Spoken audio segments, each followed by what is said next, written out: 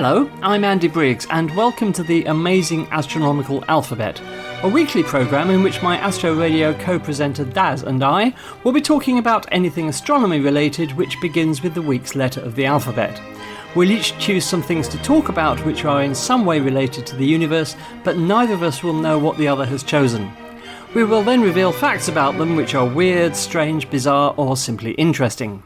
Well, welcome back, dear listeners, to the amazing Astronomical Alphabet with me, Andy, and you, Daz. How are you, Daz?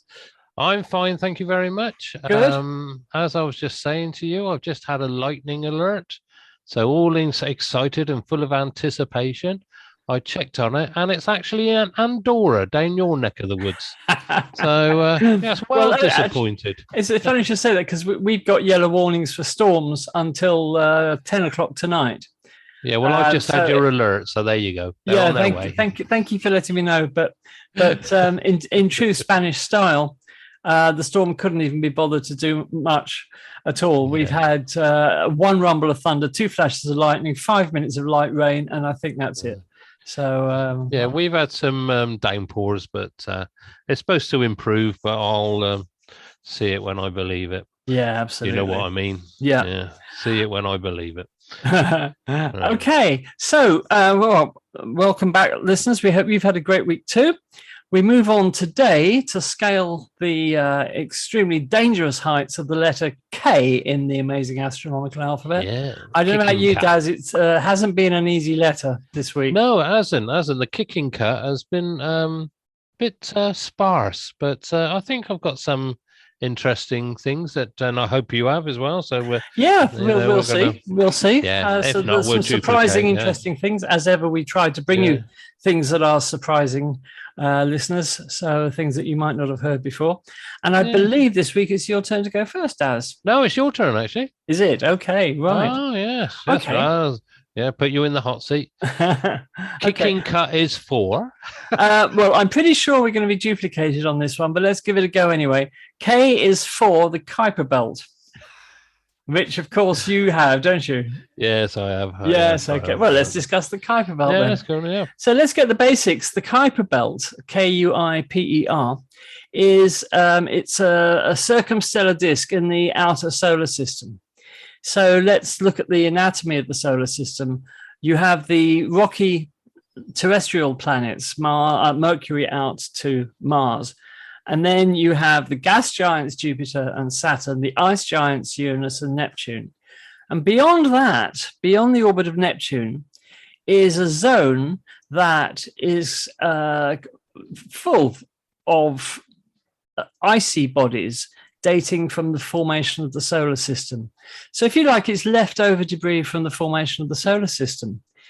It extends from the orbit of Neptune, which is about 30 astronomical units, 1 astronomical unit being the distance from the Earth to the Sun, maybe out to about 50 astronomical units. So in other words, it's about 20 astronomical units wide. In other words, 20 times the distance from the Earth to the Sun. And it's believed in that there are innumerable objects, mainly of ice. And also in the Kuiper Belt, we've got some dwarf planets. And Pluto, for example, is considered by some to be an object in the Kuiper Belt, but that's a bit debatable. But if you ignore Pluto, we've got Haumea and Makemake, and also we've got moons like Neptune's Triton and Saturn's Phoebe, which may be captured Kuiper Belt objects. So there's been a bit of movement backwards and forwards in the solar system, in and out of the Kuiper Belt. Now, you would think that the name Kuiper Belt would be named after the person who discovered it. And the person who discovered it is actually Mr. Kuiper, Gerard Kuiper, the astronomer. But he was not the first person to suggest that such a zone in the solar system existed. An astronomer called Kenneth Edgeworth hypothesized that such a zone existed in 1943. And he said that looking at the way the solar system formed, the debris in the outer solar system would be too widely spaced. The bodies would be too far apart to coalesce into a planet, but they would in fact form smaller objects, and as we know, objects up to the size of Haumea and Makemake. So this is, it's not directly Kuiper's discovery, but he did suggest a similar belt in just not long after Mr. Edgeworth did in 1951. 8 years later, Gerard Kuiper suggested a similar disk might have formed in the early solar system. So that's and the Kuiper belt came to be named after him and the paper he wrote about that. So that's really the history of the Kuiper belt. It's very, very important for lots of reasons. Firstly, we have, of course, two types of comets, long period and short period comets. Now, long period comets are those comets that take literally thousands of years to come from the outer solar system into the inner solar system and back again. They've got extremely long orbits. And we also have short period comets whose orbits typically last, 10, 12, 15, 20 years. And these short period comets cannot possibly come from the Oort cloud, which is where the long period comets are presumed to have to come from. The Oort cloud is like a sphere of icy bodies surrounding the solar system, much further out than the Kuiper belt, much further out. And it's assumed that long period comets come from the Oort cloud, but short period comets, it came to be realized, can't, because their orbits are too short. So we think that short period comets originate in the Kuiper belt. And that's basically it in a nutshell. Anything you want to add to that, Dave? Exactly. Well, what I'll do, we'll go straight into one of my one of my Ks. And my K was for, as you mentioned, Gerard Kuiper. Oh, there we are. And basically, how he became known is he was renowned for spectroscopy. Right. And I can say it, spectroscopy. You're improving on that, definitely. I am. Have a team point. Go to the top of the class. And during the 1950s, you stumbled again. Spectroscopy.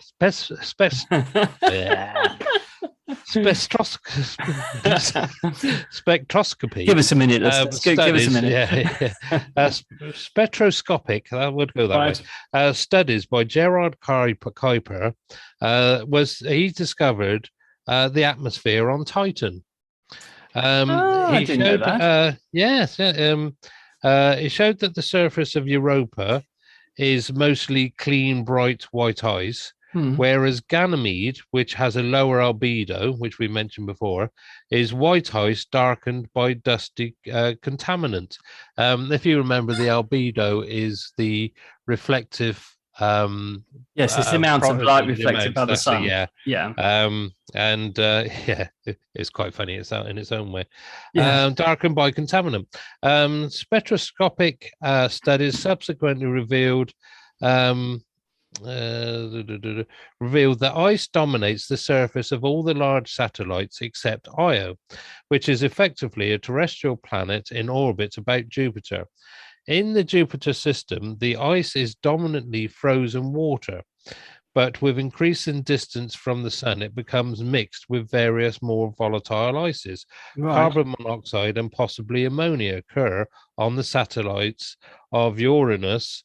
I think I've missed something out here, haven't I? The ice is dominantly frozen water, but increasingly, carbon monoxide and possibly ammonia occur on the satellites of Uranus, whereas the water ice on Neptune's large moon, Triton, is buried under frozen nitrogen, carbon dioxide, carbon monoxide, and methane. Right. Pluto has a similar exotic cocktail. With abundant methane, carbon monoxide, and nitrogen, where Charon's water ice is mixed with ammonia. So it was due to Mr. Gerard's spectroscopic investigations that we found out what the thin atmospheres on these moons were.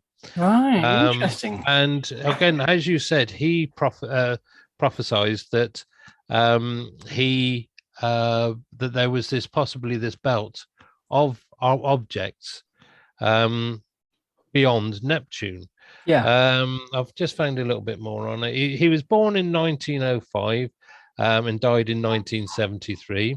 He was a Dutch-born American planetary scientist who discovered Titan's atmosphere in 1944 and subsequently used spectroscopy to identify carbon dioxide in the atmosphere of Mars and ice on the surfaces of Europa and Ganymede.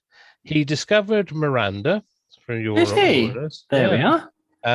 in 1948, and Nereid Mhm. of Neptune in 1949. In 1951, he suggested that there should be a zone of primordial debris beyond the orbit of Neptune.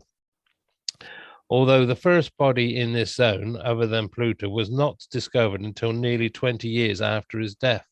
It is generally known as the Kuiper Belt, so it's named after him. So that's right, because the first Kuiper Belt objects were not discovered until 1992.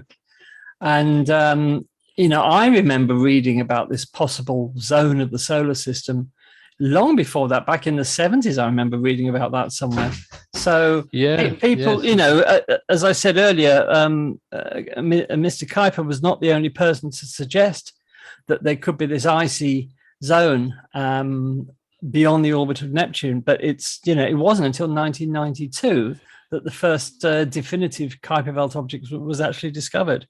Exactly, and of course, that has brought up the whole argument about Pluto, because once the Kuiper Belt was discovered, and a lot of people were saying that Pluto is just another Kuiper Belt object, or admittedly a large one, then Pluto's days as a planet were numbered, really, because it came to be realized that it is not in the strictest sense a planet. It's a Kuiper Belt object, and was demoted from being a planet, as we know, in 2006 to a dwarf planet, because astronomers were finding objects of very similar size in the Kuiper Belt. So a lot of people are saying, look, if we call everything of that size a planet, we're going to end up with hundreds and hundreds of planets in the solar system, which, is only going to confuse things, not clarify them. So this was, a lot of people, apart from the reasons that were eventually given, that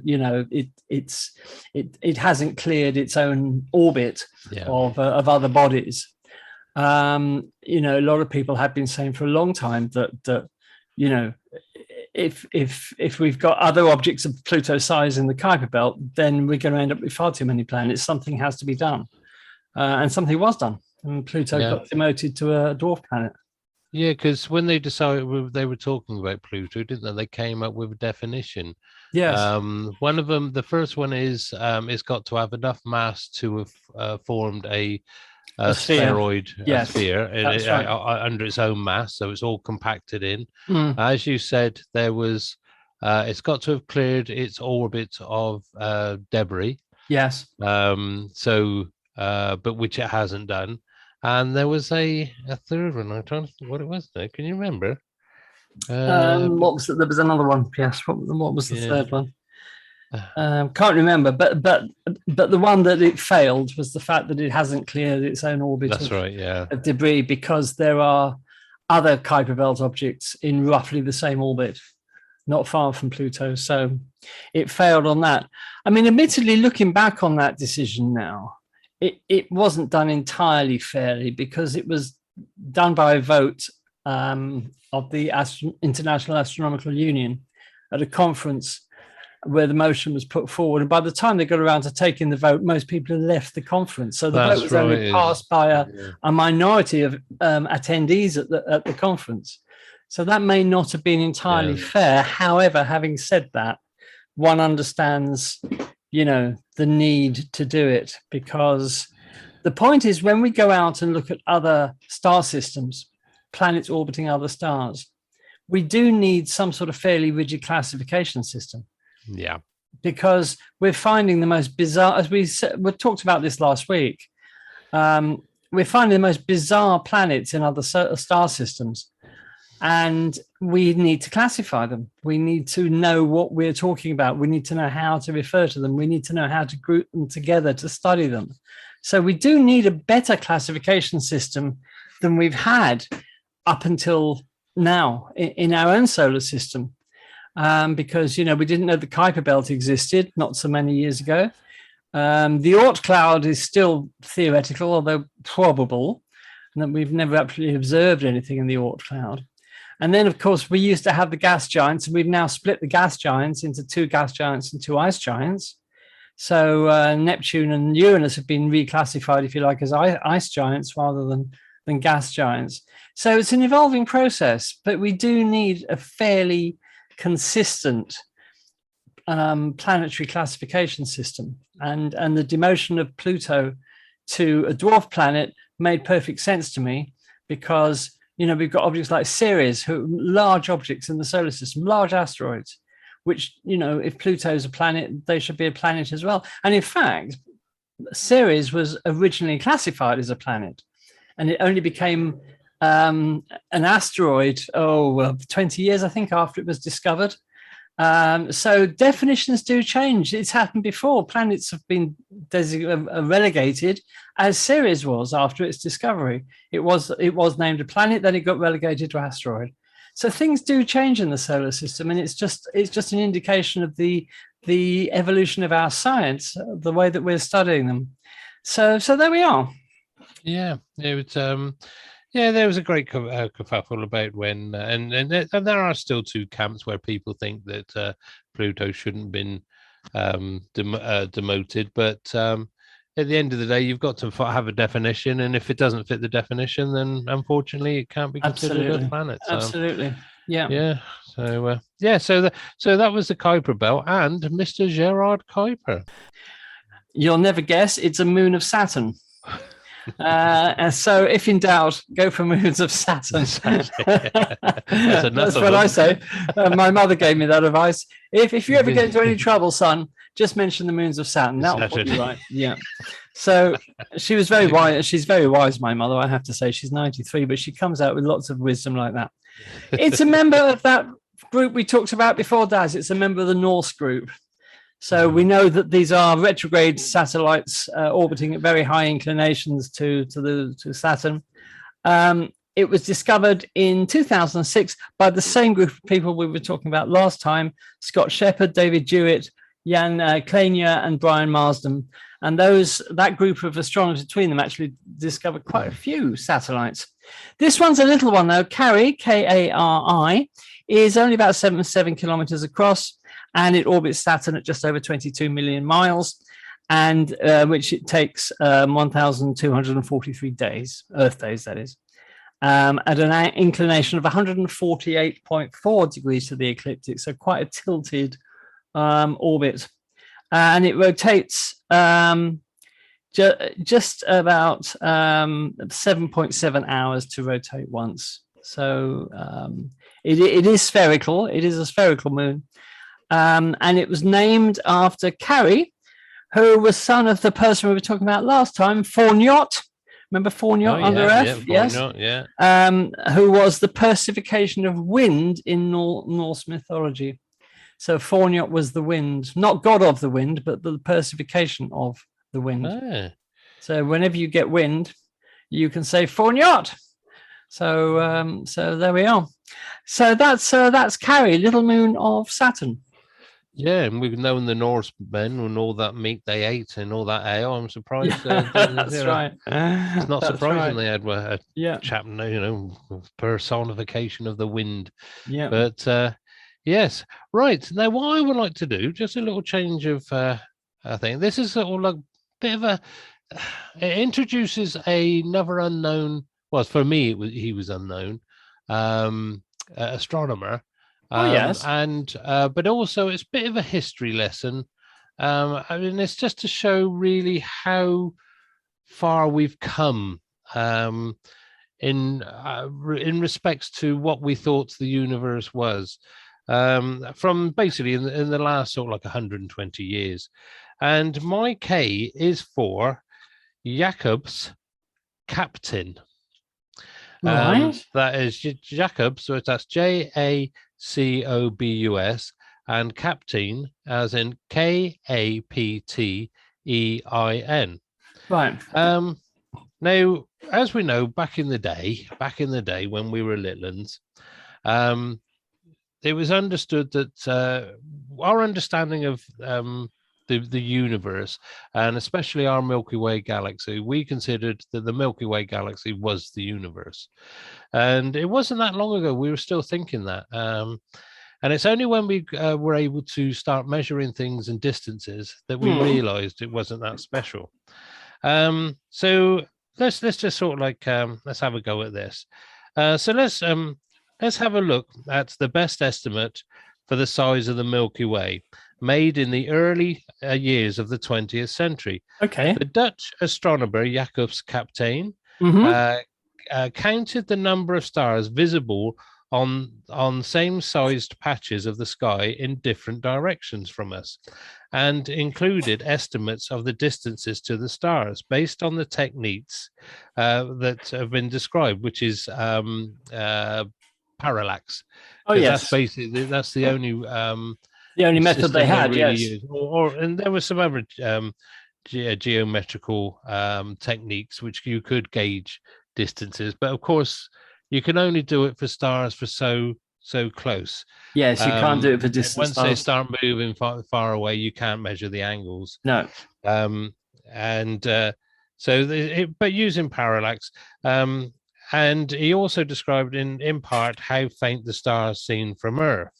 He inferred that the Milky Way was shaped rather like a discus. Well, not far wrong there. Not far wrong, no. About 2,000 parsecs, which is 2 kiloparsecs, thick in the middle.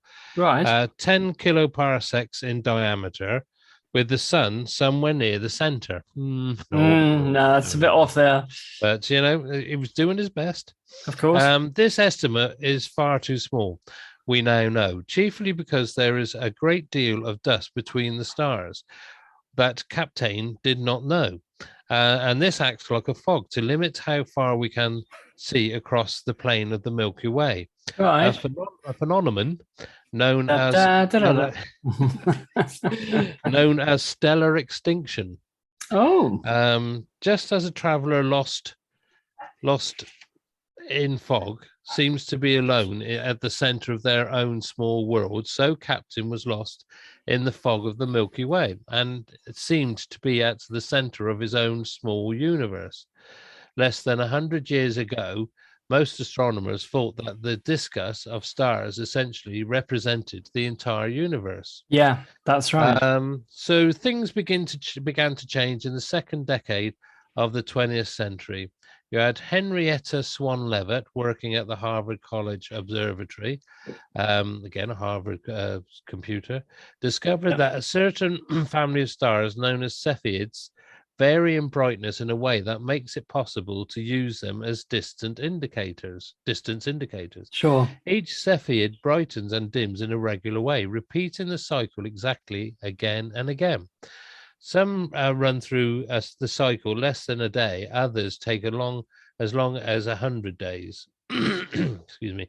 Polaris, the northern pole star, is a Cepheid with a period close to 4 days. Although the brightness changes in this case are too small to be detected by the naked eye.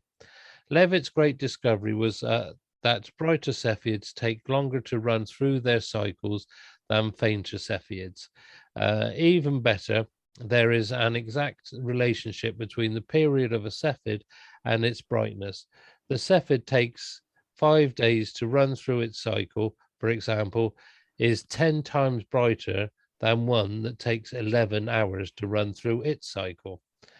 So, of course, we also know that then using Cepheid variables, Mr. Hubble came along and he discovered that Andromeda, which was thought to be a nebula within the Milky Way, was in fact a island of stars, or of its own in its own right, and it was farther out, so it was actually outside the Milky Way. And it's just I just came across, like I said, Mr. Kapteyn, Jacobs Kapteyn. Yes, and, I've heard of him before, but I hadn't realised what he'd done. Yeah, and that's he was involved a lot with the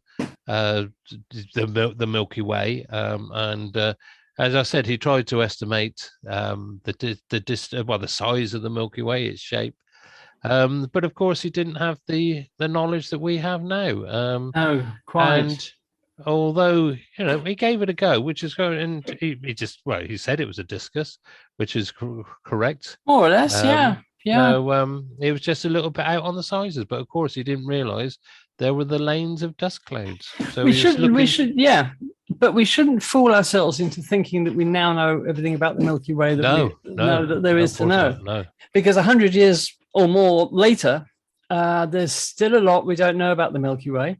Yeah. Because it's so difficult to study. We're inside the galaxy. It's like trying to work out the shape of a house if you can only see the room that you're in. It's very difficult. So we've got a long way to go yet before we finally discover everything there is to know about the Milky Way, if we ever do.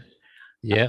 For example, just last week, scientists discovered a new structure, a massive structure just outside the Milky Way, which could be a new spiral arm that we didn't know was there, that had been obscured by dust. And if true, that's going to sort of revolutionize our understanding of the Milky Way. And if it isn't a spiral arm, if it's just a long plume of dust, what's it doing there? Because the longer ones tend to be towards the center of the galaxy, not towards the outside. So, there's a long way to go before we understand what's going on with our own galaxy. And we continue to make major discoveries. A fantastic tool we have for mapping the Milky Way now is Gaia, the European spacecraft, which is going to give us the exact positions and trajectories and other information about 1 billion stars in the Milky Way. And that's turning up some major things we didn't know about our own galaxy. So astronomy is pretty inexhaustible, isn't it? Because exactly, the 400 years since Galileo, and we're only just finding our way around our own galaxy, only just. And it's a never-ending quest of discovery.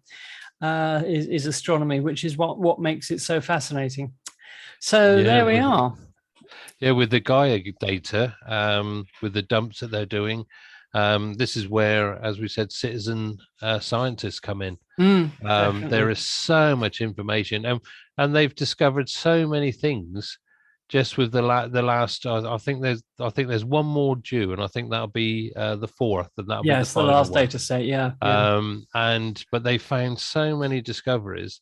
And there's data there that's going to take decades and decades, if not. And Europe is already planning a follow-up mission because Gaia's been so successful. So, but if Gaia anyone has given us a view of the stars in our Milky Way that's unprecedented, and so many discoveries have come out of it already. And once that seam of data is ploughed, then the almost certainly loads of major discoveries about our galaxy to come. Fascinating stuff. K is for K-type main sequence star. So this goes to your Herschel-Russell diagram. That's a bit of an in-joke, listeners. If you haven't been listening to those couple of weeks, the Hertzsprung-Russell diagram is a diagram that maps star's brightness against color. There are different types of it, but basically that's what it is. So this is a K-type main sequence star is on the main sequence. That is to say, it is burning hydrogen. And stars that are still burning hydrogen, and they do so for billions of years, perhaps up to 18 billion years on the Hertzsprung-Russell diagram, we refer to them as main sequence. Now, these stars, they're intermediate in size between red dwarfs, if you like, and stars like the sun. So they're an intermediate stage between red dwarfs and the sun. And they're also, for that reason, they're also called, another name for them is orange dwarfs, because their color is obviously between the red of the red dwarf and the yellow of our G-type star, the sun. And they have masses between about 0.5 and 0.8 times the mass of the sun. And they're cooler than the sun. They have surface temperatures between 3,900 and 5,200 degrees Kelvin. So why are they surprising and interesting? Well, they are particularly interesting because they're a great place to search for extraterrestrial life. Because they're on the main sequence, they are there for a very long time. If you think that the sun is on the main sequence for about 10 billion years before it starts to its helium burning starts to drop as it turns into a red giant, then these stars, the K-type main sequence stars, can be on the main sequence from 18 to 34 billion years.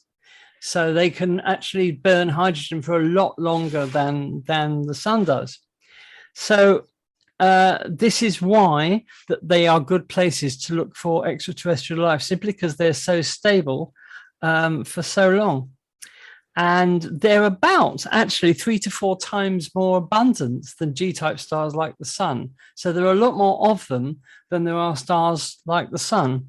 So because they're such a good place to search for planets that can support life, and they don't put out nearly as much ultraviolet radiation as the sun does, and they also have a bigger so-called wider Goldilocks zones where liquid water can exist on planets.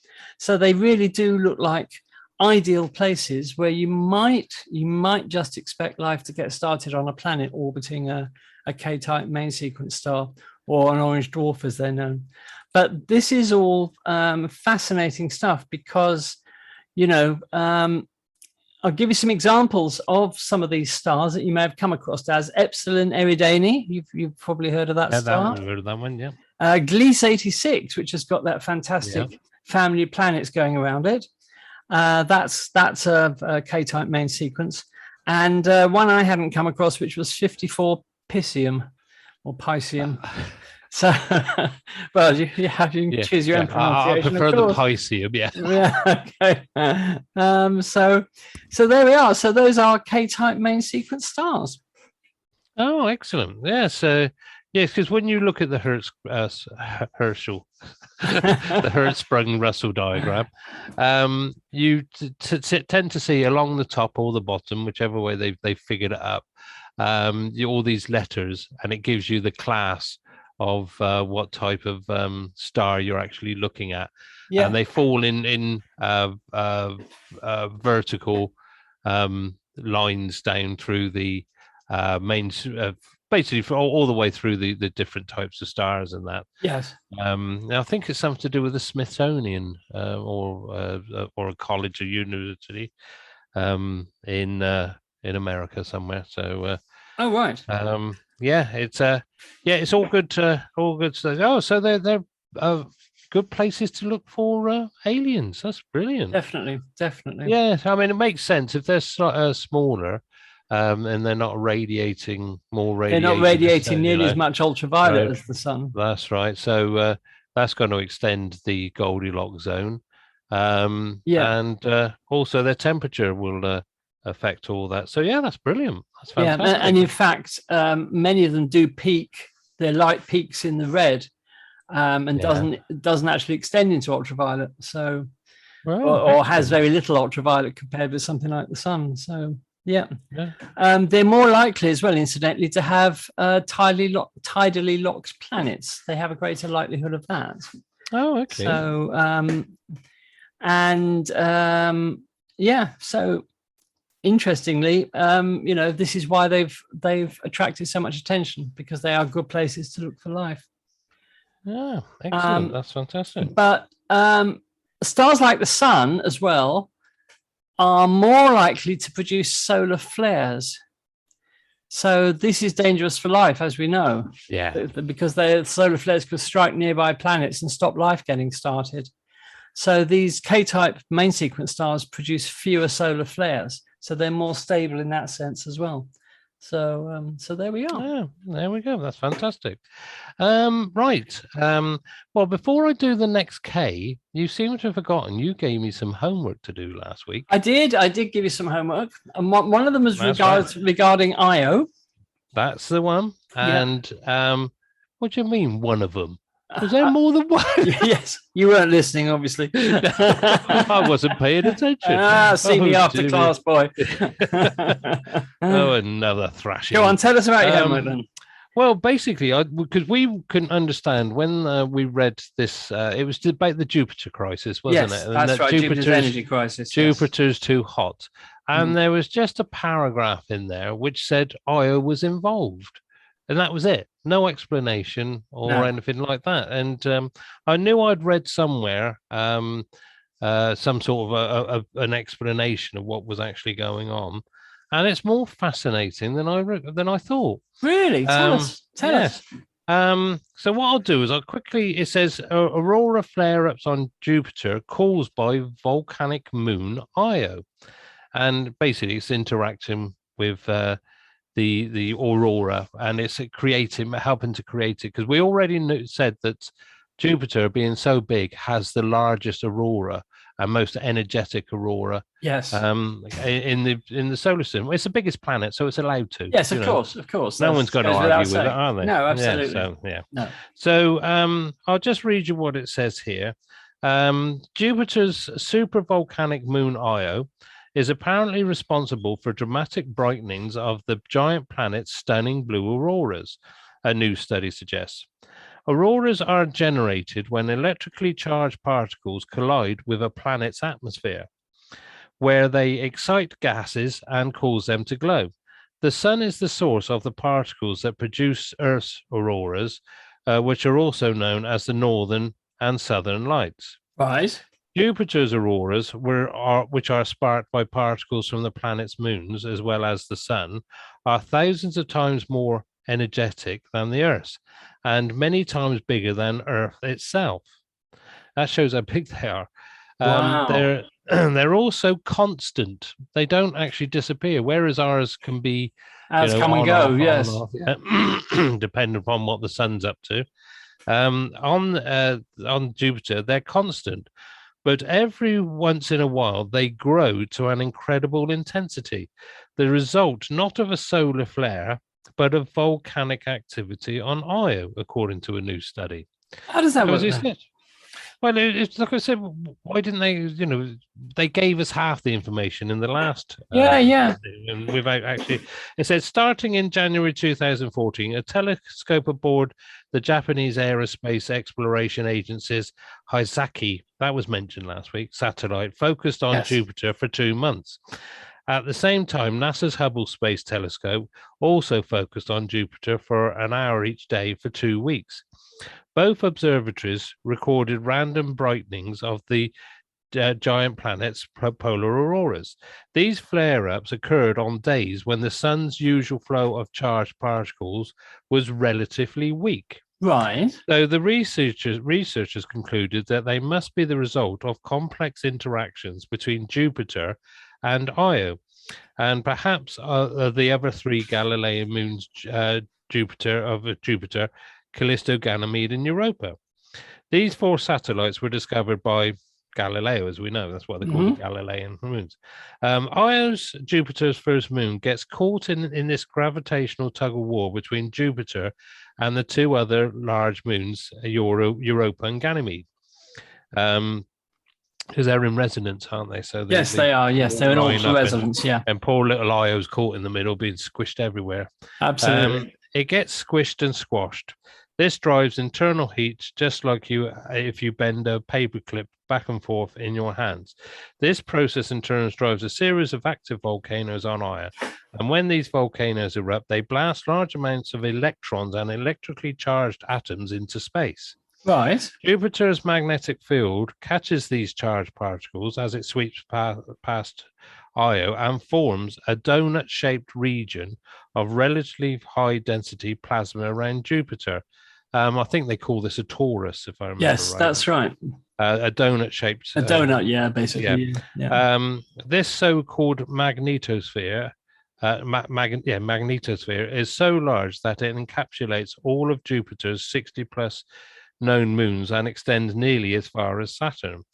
Over time, the particles in the magnetosphere interact with Jupiter's atmosphere. Now we get into the nitty-gritty. Yeah. Creating the beautiful ghostly glow circling Jupiter's north pole. This is one way Io contributes to Jupiter's auroras, but the moon also apparently causes flare-ups in the auroras, which are visible as bright spots in the glow. Io leaves such a footprint, as it's known, Right. which occurs when charged particles flow directly towards Jupiter's atmosphere. These charged particles still travel through the magnetosphere, but they don't get sidetracked along the way. Ganymede and Europa also leave footprints as well, but the process is not well understood. Scientists are still trying to figure out how the complex Jupiter-Moon aurora dynamic works. We're testing the degree to which the solar wind would control all auroral activity on Jupiter as it does on Earth. And the degree to which the auroral activity on Jupiter is determined by things internal to the Jupiter system, said one of the investigators. What we'd really like to see is some sort of volcanic outburst happening on Io, where we see more material getting dumped into the plasma torus. Oh, it is a torus, yeah. Yeah, he added. And then we'd like to see a similar increase in auroral activity. As both Zaki and Hubble continue to monitor Jupiter, such evidence may just be one eruption away. So, yes. So isn't that amazing to think that those giant aurorae on Jupiter are at least contributed to by its moons? Exactly. And if you can actually go online and look at the images, and you can see these beautiful blue auroras, and then you can look at a close-up image of it, and they've actually highlighted what they call Io's footprint, Ganymede's footprint, and Europa's footprint. Wow. So there's these little big bright spots in the actual aurora itself, and you've got the aurora whizzing around and doing its thing. So yes, that was so. I did manage to find out what they were actually talking about. So really, with Jupiter, I mean, Jupiter's like a mini solar system on its own, isn't it? With all those 68 moons or whatever it is, the latest total. It really is like the sun with planets orbiting it, and as such, you've got to look at it as a complete system rather than in isolation. For example, with our moon, we know what the moon does. It causes tides. It looks nice at light, but it doesn't really have any far-reaching effects, if you like, apart from gravity. But with the Jovian system, it's a very complex interaction of gravity, electromagnetism, radiation, and the moons are all doing their bit in that, and they're all doing their own thing and influencing the planet in ways that we're only just beginning to realize. So it's fascinating, isn't it, when you think about it? How complex that whole system is at Jupiter. So I mean, the Jupiter magnetosphere is the most complex structure in the solar system. We don't understand it at all. It's not what if you take that old experiment you did at school where you got a bar magnet and some iron filings, and you made the iron filings trace out the magnetic field between the poles of the magnet. Very simple, but the magnetosphere of Jupiter is tied up in knots. It's so complex. Exactly. Yeah, so I mean, complex. just reading those two articles about the so-called crisis, and about this aurora thing, it just makes you realize that how influential the magnetosphere and how messed up it is. It's completely messed up. Yeah, I think it's going to be a long time before we understand the magnetosphere of Jupiter. Well, in fact, we understand a lot about Jupiter because it's a real enigma of a planet. Thanks to Juno, we're making some inroads into discovering what's inside it at long last. We've got ideas about that now. But Juno is also throwing up a lot of questions as well. So absolutely fascinating stuff. Okay, that was it for that, was it then? That was it? Yeah, for my homework. Yeah. For your homework, yeah. Yeah. Yeah, well, well done. Well done for doing your homework. You can have Thank you 2 team much. points, and you can have an extra bottle of milk at break time if you With like. break time. Thank you very much. The fact that I hate warm milk hasn't come into it. Kay, I'm going to follow another piece of advice from my mother. And she said, son, if you ever get into trouble and the moons of Saturn don't do it for you, don't get you out of trouble, try the moons of Jupiter. So we have K for Calichore, which is a moon of Jupiter. Kallichore, Calichore. And it's named after a nymph of the same name, Calichore in Greek mythology. And it is a tiny little moon of Jupiter, 2 kilometers in diameter, really tiny. It was only discovered in 2003 and was given the temporary designation as 2003 J11, but then was renamed Calichore in March 2005. Orbits Jupiter at about 23 million kilometers. It takes 717 Earth days to do so. It's got a really high inclination, 165 degrees inclination to the ecliptic. And it belongs to a group of moons called the CARME group, CARME.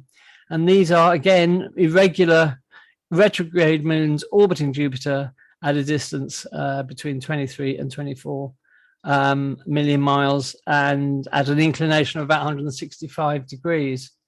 So, and discovered by this same team of astronomers, believe it or not. Okay. Scott Shepard, Mr. Jewell, and all in Hawaii.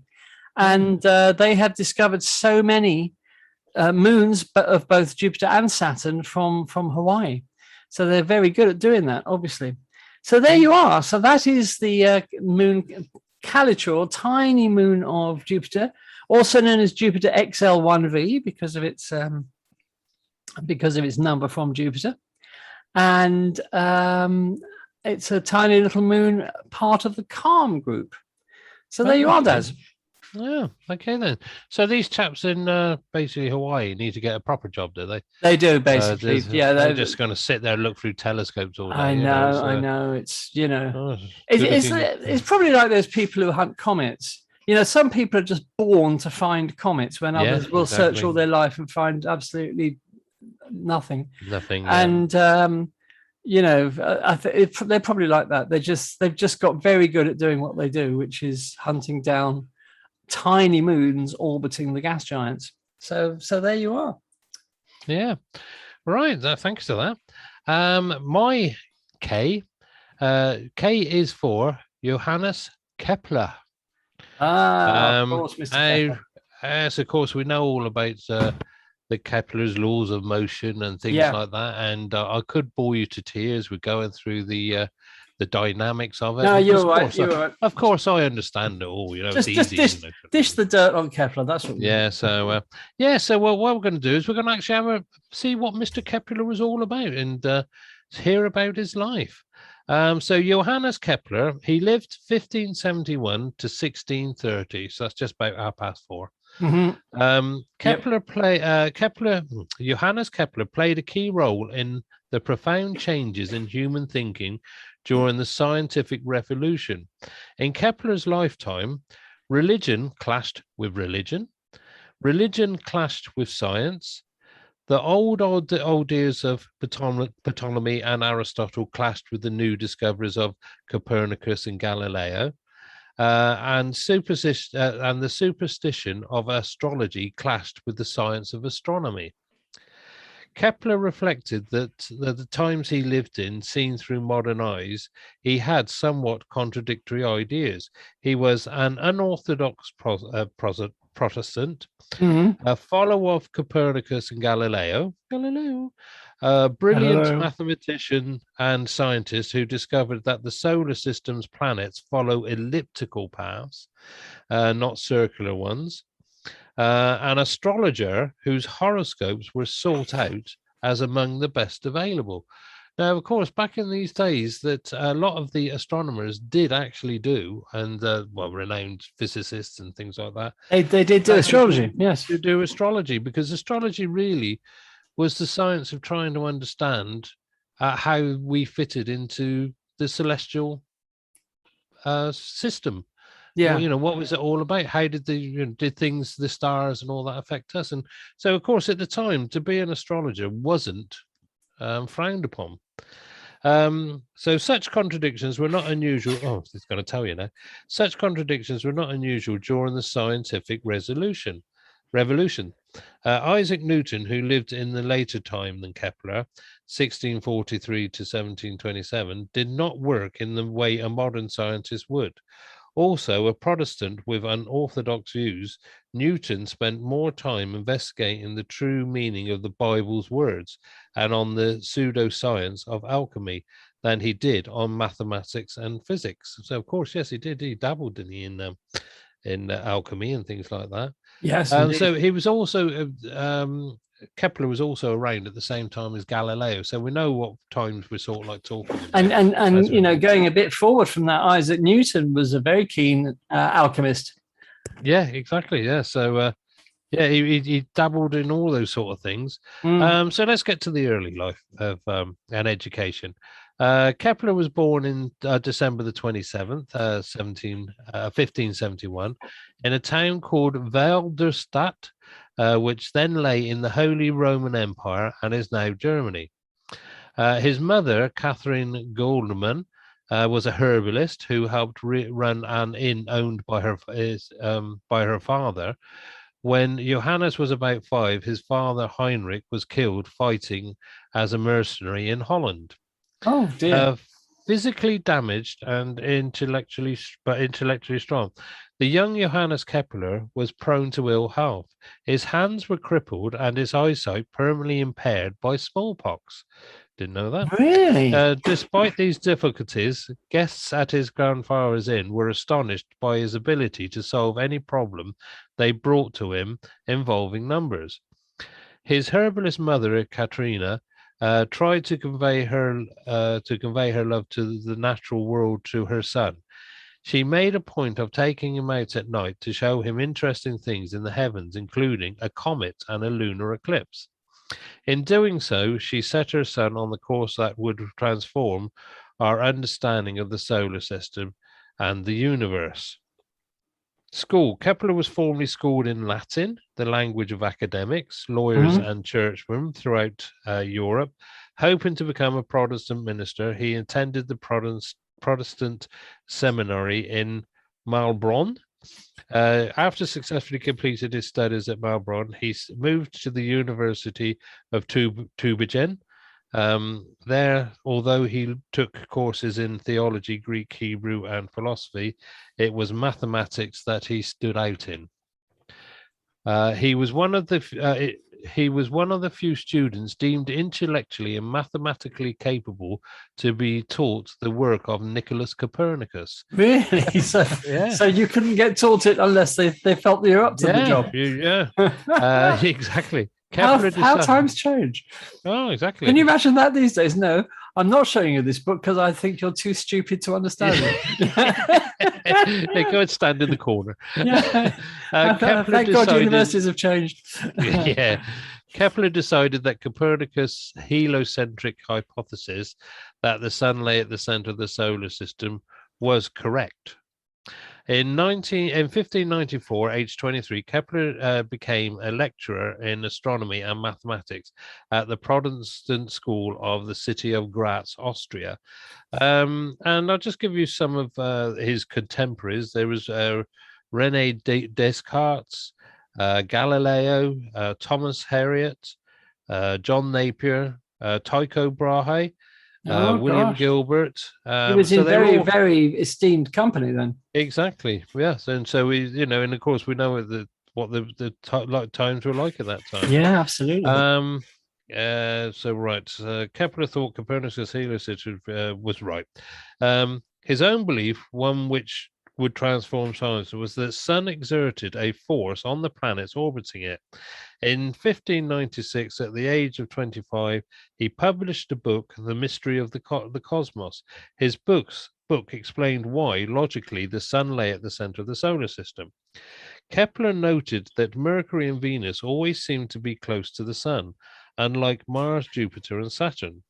This is because Mercury and Venus orbits are closer to the Sun than the Earth, Kepler said. That if the Sun and all the planets orbited Earth, there is no reason why Mercury and Venus should always be near the Sun.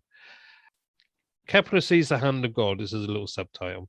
Including Earth, there were 6 known planets. Uranus, Neptune, and Pluto had not been discovered. That's right. That's right.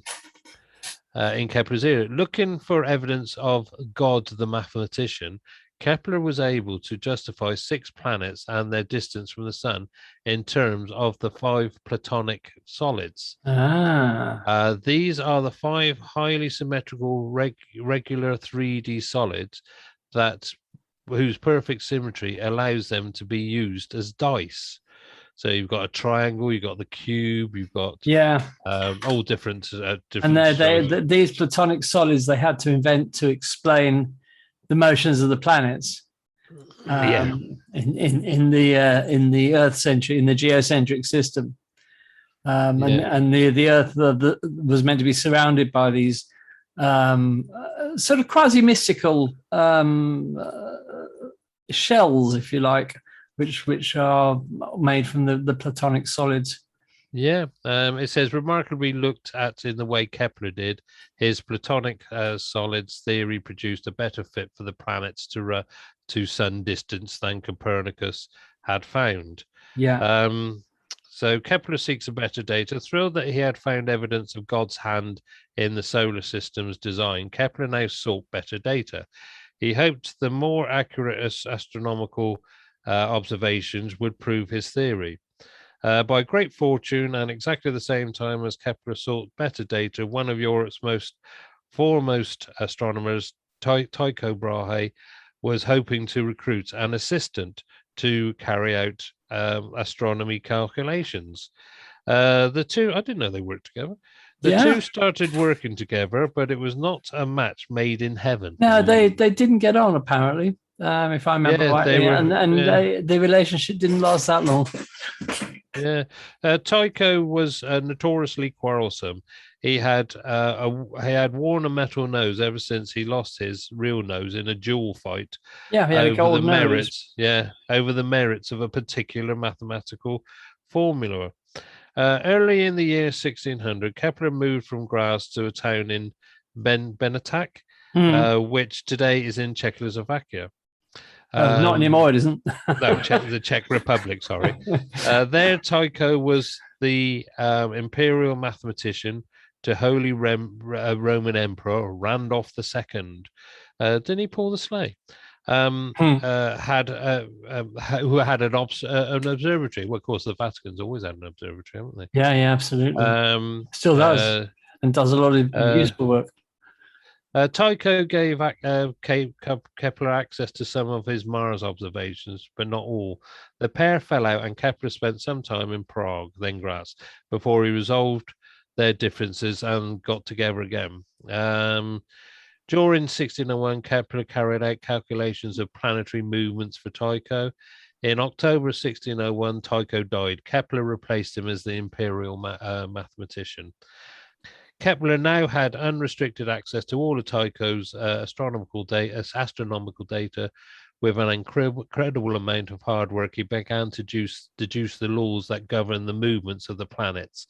The first law he found is now called his second law. Okay. Right. Yeah. Right, we're getting into the laws, and we don't really want to go into that. No. Perhaps we'll save those. Yeah. Well, thank you for that description of his life. Yeah. I was absolutely amazed that I was in Prague, and there's the famous Black Light Theatre in Prague, which you might well have heard of. And I was just standing looking at the front of the Black Light Theatre, and then 2 doors to the right of it, there was a blue plaque over the door, which said Johannes Kepler lived here, and then some dates. And it's now been turned into a museum. And I thought, oh, great, that's fantastic. Let's go and have a look at the Kepler Museum. But I tried several times and it was closed on every occasion and no indication of when it will be open. But when I go back to Prague, as I am sure I'm going to, I will try again because it was a tiny, tiny flat. So it can't be a very big museum, but I will definitely try. But yes, he did spend some time in Prague. Yeah. So I mean, he did just a couple of little things, just quick ones. He also made telescopes. He built his own telescopes and sold them. He went on to do other discoveries as well. But I'll just finish off with the end. In Kepler's time, Central Europe was convulsed with tensions between Catholicism and Protestantism, resulting in the 30 Years' War. Symbolic of the paranoia of these times, Kepler's nature-loving herbalist mother was arrested at Wittenberg in 1620, charged being a witch. For being a witch. That's right. She was held in prison for over a year, and the torture she faced if she did not confess to witchcraft was described to her in detail.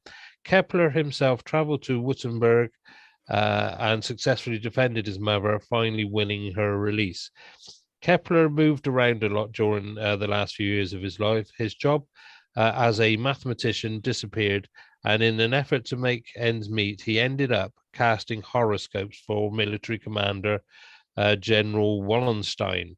Johannes Kepler fell ill, aged at 58, on November the 15th, 1630, in the German city of Regensburg.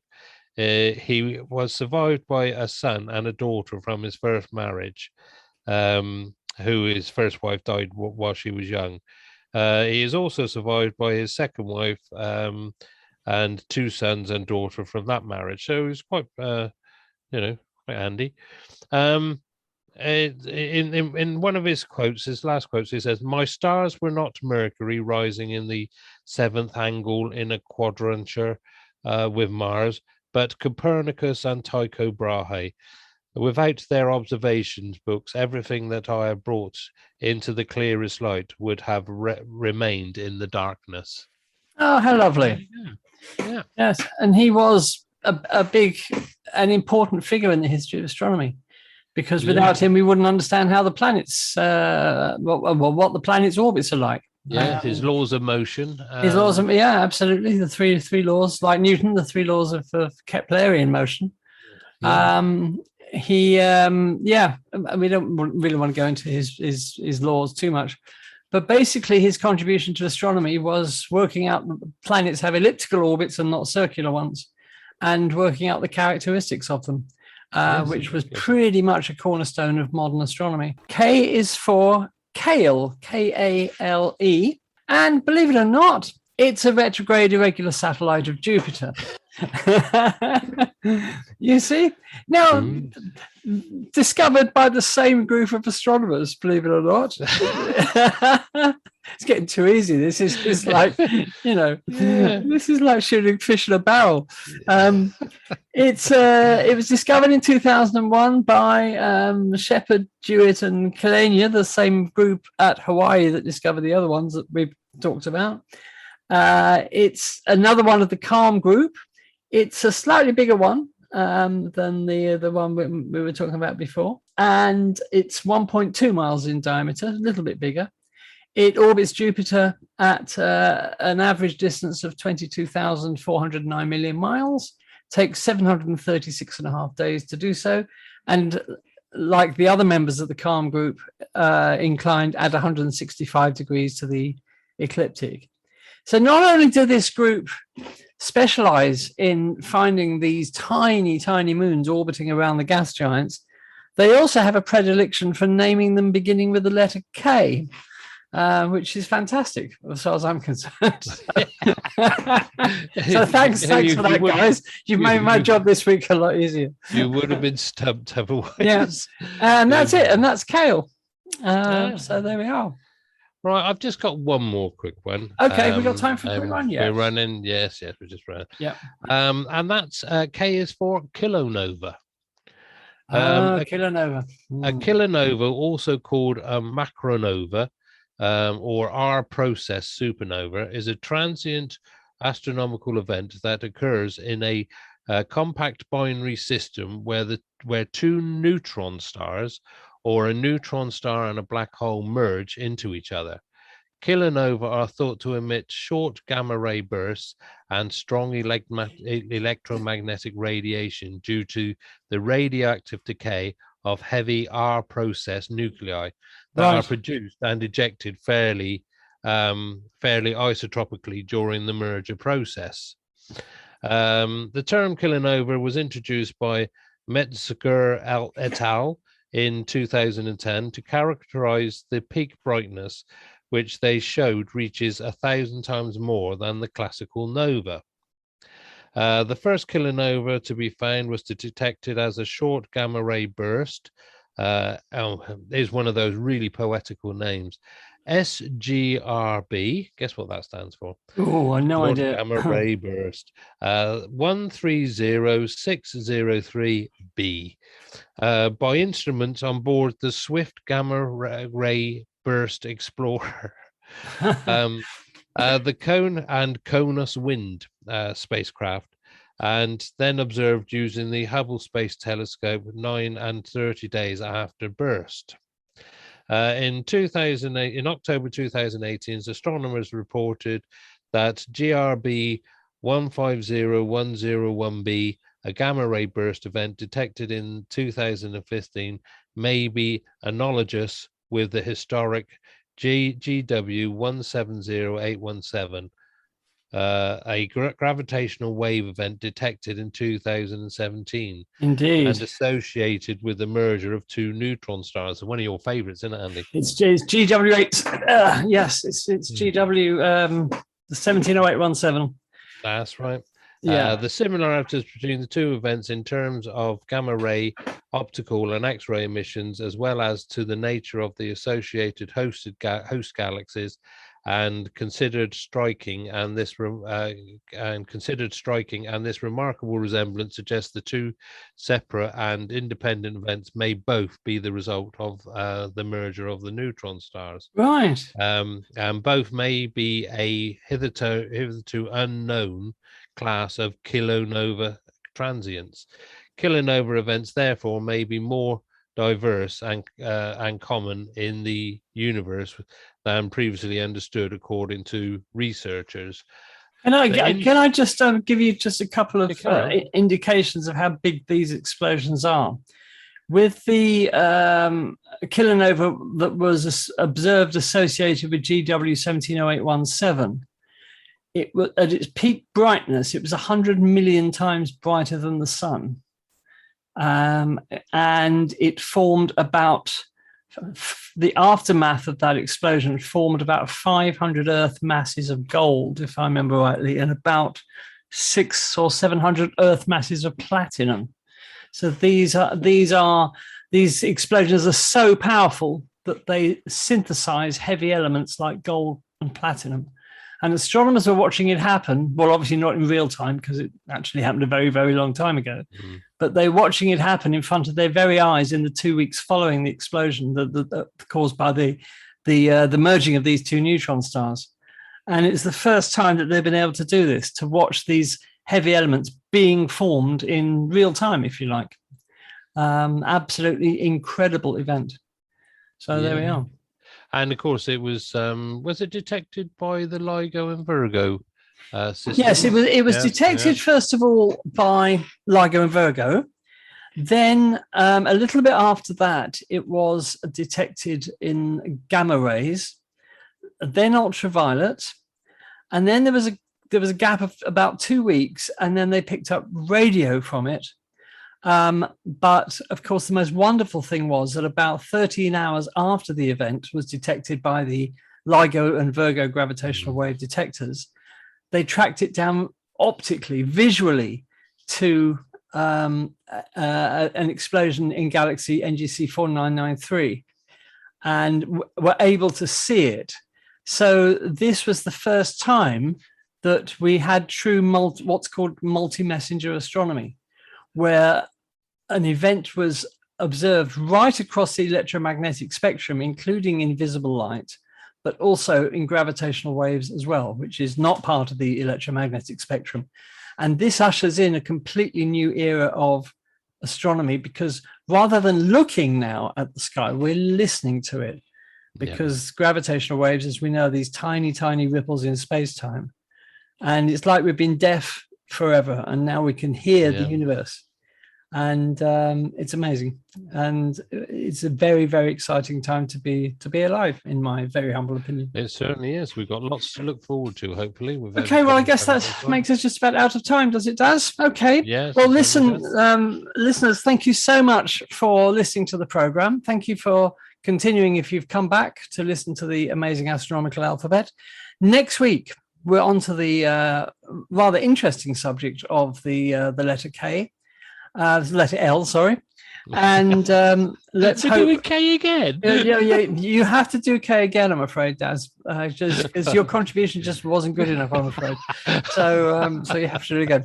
Letter L, that's what I meant to say. Mr. Moon. Right, so we're tackling the rather obvious right angle of the letter K. Letter L next week. I'll get it right in a moment. So I'm tired. Right, so definitely the letter L next week. And if you'd like to email us at any time, you can use my email address, which is andy@astroradio.earth. As I said, thanks so much for listening. We hope you'll tune in again next time for the letter L. In the meantime, have a great week. Stay safe. Look after each other. And would you like to say anything, Daz, before we go? Yes, well, everybody stay safe, and I look forward to the letter L next week. And Andy hasn't given me any homework, so woohoo! No homework for you this week. I might ask you to research something about some particular birds that attack milk bottle tops. But anyway, the bigger boobies. Yeah, that's right. I get those in the UK. All right, then, or maybe I don't know. All right then, take care, listeners. We'll speak to you again soon. Bye bye. Bye bye.